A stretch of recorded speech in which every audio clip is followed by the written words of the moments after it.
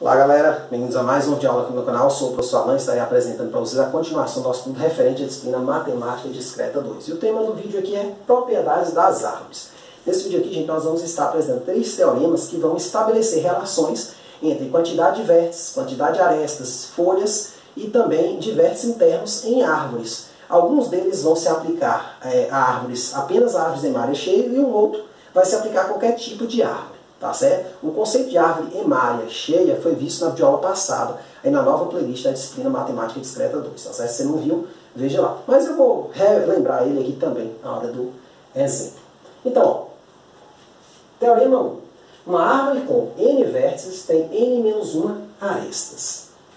Então precisa que é um resultado assim, bem simples, né? E de fato, ó, vamos pegar aqui, fazer umas simulações, né?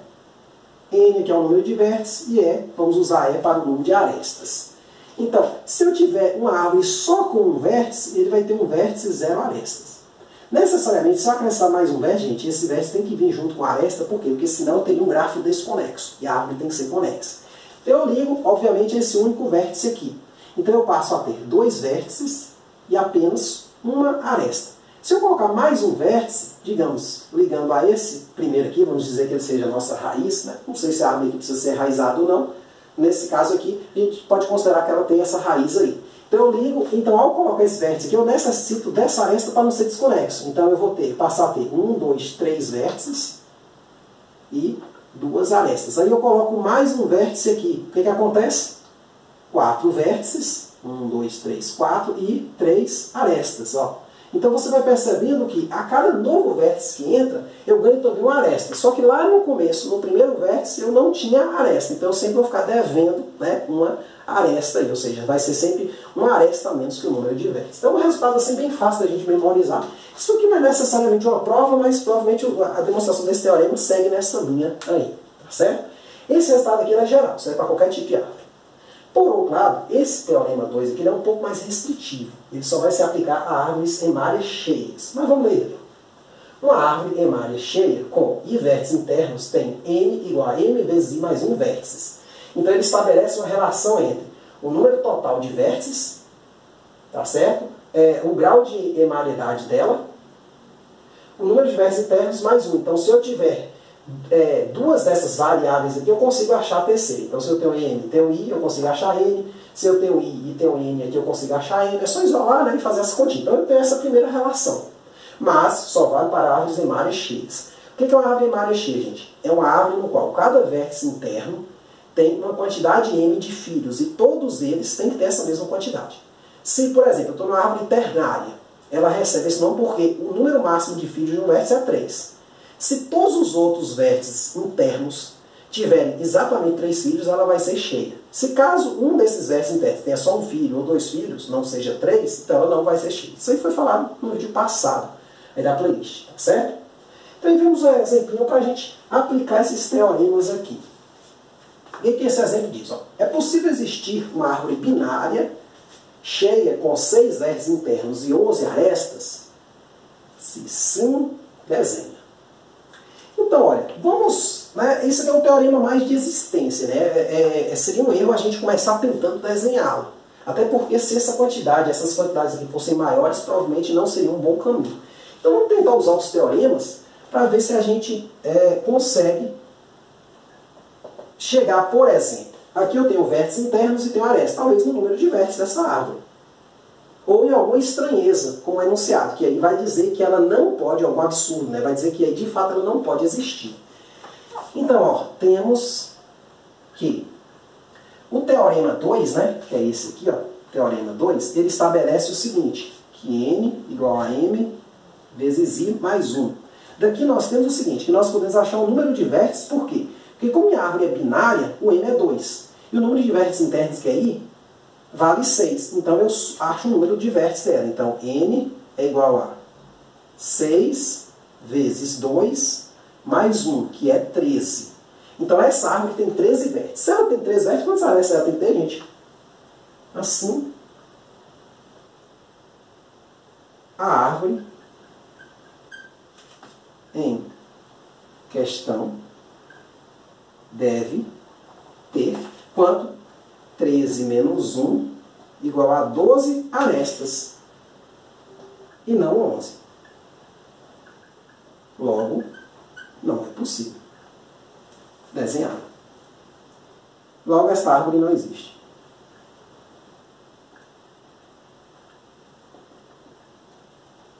Pronto, simples. Então a gente usou aqui, claro, que nesse caso aqui eu estou usando o que? O teorema 1, né? Então nessa passagem aqui eu usei o teorema 1 para justificar, né? Que eu peguei o número de vértices menos 1 dá o número de arestas. Só que no enunciado ele pediu 11. Mas eu só consigo desenhar se tiver 12, certo? Então percebe que é um resultado bem interessante nesse sentido. Teorema 3. Ainda restritivo, com relação, né? Só vai valer para árvores em áreas cheias. Tá certo? Árvores em áreas cheias. Mas vamos lá para ele, ó. Uma árvore em área cheia com N vértices tem I, que é o número de vértices internos, né? Dado por, o número de vértices internos dado por N menos 1 sobre N. Ou seja, o número total de vértices dividido pelo grau de emariedade dela. Então isso aqui vai me dar o número de vértices internos. E esta quantidade de folhas aqui, ó, que vai ser, você vai pegar a emariedade dela, subtrair 1, multiplicar por N, somar 1 e dividir esse resultado aqui por N. Aí você vai ter um número de folhas, certo? Então vai valer essas duas relações aí, se ela tiver N vértices e for, claro, cheia, viu? Ela tem que, ou seja, se ela for, por exemplo, uma árvore quaternária, todos os seus vértices internos têm que ter exatamente 4 filhos. Tá certo? Não é só um ter 4 filhos, os outros terem menos, que aí vai caracterizar que ela é emária, quaternária, mas não vai ser cheia. Então tome cuidado com isso aí. Aí nós temos um exemplo um pouco melhor para a gente estar utilizando, né, mais interessante, para a gente aplicar os resultados vistos até aqui. Então, ó, suponha que alguém comece uma carta em cadeia. Não é na cadeia não, gente, é em cadeia. Mas pode ser na cadeia também. Cada pessoa que recebe a carta é solicitada a enviar 3 cartas iguais para outras pessoas. Algumas pessoas fazem isso, mas outras não. Quantas pessoas viram a carta, incluindo a primeira pessoa, se ninguém receber mais de uma carta e se a carta corrente terminar após 91 pessoas lerem, mas não enviarem cartas? Então, 91 pessoas leram a carta, veio de alguém lá, mas ela não enviou. E aí tem outra pergunta. Quantas pessoas enviaram a carta? Então, vamos apagar aqui para a gente usar esse espaço aqui para resolver. Esse aqui deu para, né? N igual a M vezes I mais 1. Acho que, né? Tá. Se precisar, a gente lembra dele. Eu estou lembrando aqui. O ideal é ter um quadro maior, para não precisar apagar. Mas não temos, vamos lá, não temos espaço. Então, gente, ó, solução. A gente pode começar usando, olha só, vamos pensar nos dados primeiro. O que acontece, ó? Suponha que alguém comece uma carta em cadeia. Cada pessoa que recebe a carta é solicitada a enviar 3 cartas. Né? Então eu tenho essa situação aqui, fazer um desenhozinho aqui. Então a primeira pessoa, ela pensou na ideia, ela mandou a carta, e lá na carta pede que se a pessoa enviar, envie para 3. Então ela enviou para 3. Talvez esse cara aqui enviou para mais 3. Esse aqui não enviou, esse aqui enviou para mais 3. Esse aqui não enviou para ninguém. A corrente acaba aqui. Esse outro aqui, vamos supor, enviou para mais 3. Esse outro aqui também enviou. Esses outros aqui ninguém enviou. E ele vai indo assim, continuando a partir de alguns desses. Tá certo? Aí ele dá um dado interessante aqui, ó. Quantas pessoas viram a carta, incluindo a primeira, se ninguém recebe mais de uma carta e se a carta corrente termina após 91 pessoas? O que são essas 91 pessoas, gente? Elas vão ser folhas. Então eu tenho aqui, ó, 91 folhas, incluindo, claro, esse cara, esse, que logo de cara já não enviaram, né? Esse aqui também, ó, não enviou, esse não enviou, esse não enviou, e esse aqui não enviou. E partiu desses aqui, aí foi mais 3, e aí no final vai ter uma quantidade de folhas aqui. Então eu tenho o quê? 91 folhas, ó. Temos que 91, né? Ou melhor, né? Vamos colocar assim, podemos modelar esse problema como uma árvore ternária completa. podemos modelar esta situação. Vou apagar aqui, né? Já dá para entender. Situação por meio de uma árvore ternária completa. Neste caso,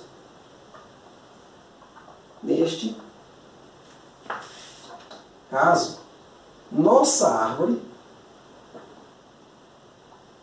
terá 91 folhas, que corresponde às pessoas que leram, mas não enviaram a carta.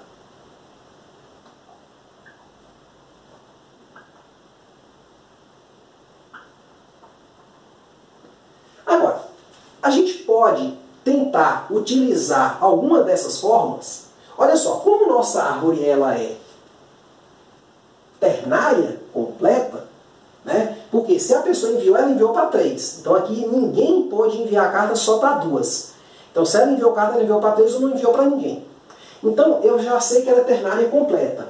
E eu sei que eu tenho 91 folhas. Então eu posso usar essa fórmula aqui, ó, para tentar descobrir o N, ó, que é o número total de vértices, que são todas as pessoas que participaram do processo. Que é a nossa primeira pergunta, ó. Leram, mas não enviaram cartas, né? Então, quantas pessoas viram a carta, incluindo a primeira? Ou seja, quantas pessoas participaram do processo? É exatamente o N. Assim, podemos usar a relação L igual a M menos 1 vezes N mais 1 sobre N para obter N. Então, de fato, ó, 91 igual a 3 menos 1 vezes N mais 1 sobre 3. Então, fazendo a continha aqui, eu multiplico esse lado por 3, então eu vou ter o seguinte, ó, 2N mais 1 daqui vai ser 3 vezes 91. 3 vezes 91 vai dar 273, né? Porque 3 vezes 90 vai dar 270, 3 vezes 1 é 3, se soma, tá. Então você tem aqui 2N igual a 272, você passa aqui subtraindo. Então N vai ser quanto aqui, ó? Vai ser 272 sobre 136. Então esta... desculpa, eu botando a resposta já. Fiquei com a resposta na cabeça. Então esse N aqui vai ser o quê? 272 sobre 2 vai dar 136. Isso aqui é a resposta da nossa primeira pergunta. Então, 136 pessoas, temos que 136 pessoas viram a carta. O que acontece? Agora a gente pode usar outra relação e achar o quê? O número de vértices internos, que é exatamente o número de pessoas que enviaram a carta. Para ela enviar, ela tem que... É como se fosse um filho, né? Ela enviou para um filho, digamos assim. E aí vai seguindo. Então ela tem que ser o quê? Um vértice interno. Usando a relação I igual a qual? N menos 1 sobre M, temos I igual a N menos 1, 136 menos 1, né? Sobre 3, que vai dar o quê? 135 dividido por 3, que vai dar 45. Logo, 45 pessoas enviaram cartas. Olha que legal, né? Então tá aí uma aplicaçãozinha interessante para esse teorema aqui, beleza?